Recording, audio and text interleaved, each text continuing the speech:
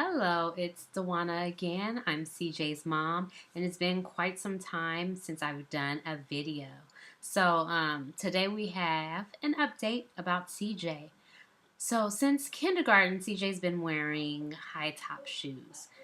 We found out in school during that time and during that age that he would constantly take off his shoes. And so we were trying to brainstorm ideas, his teacher and myself. We were brainstorming ideas and we just could not figure out what to do. We would try to lace his shoes up tighter, do all of these things to no avail. So one day she gave me a box and I opened up the box and there were some brand new high top Converse in the box. And she found these shoes and she said, well, I'm thinking maybe these will help because they will tighten up around his ankles and it will be difficult for him to get off. So from that point on, those Converse shoes worked magic. He was not able to take off his shoes. So from kindergarten till about, I would say, maybe a year ago, that's all CJ would wear, Converse shoes. So just imagine me being really just real strict with his shoe wear.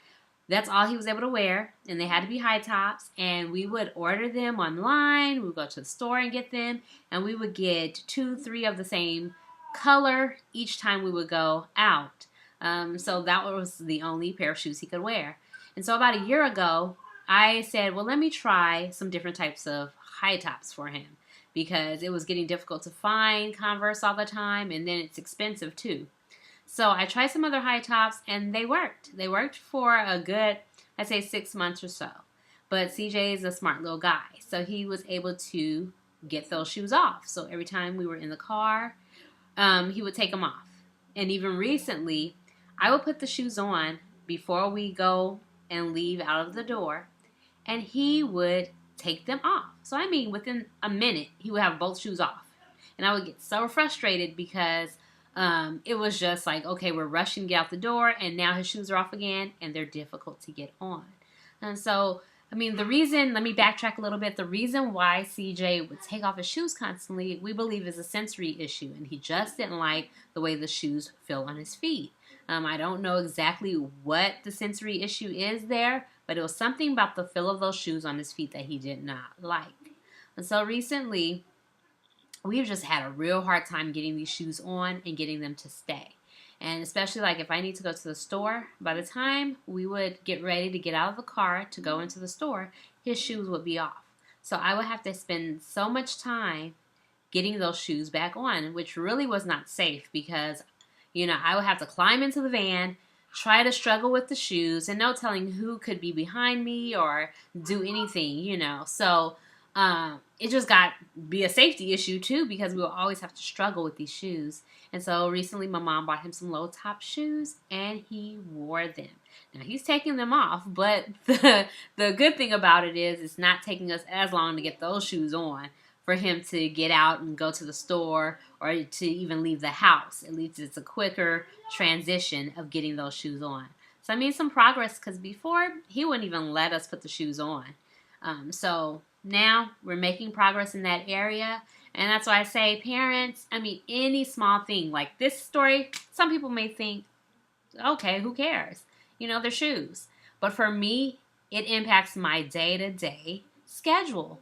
My day-to-day life to have to struggle with different issues like that. Just imagine if you had a whole bunch of little issues that piled up within the day and it made your day kind of hectic. Well, now that's one less thing that's hectic for us. We can easily put shoes on and get out the door quickly.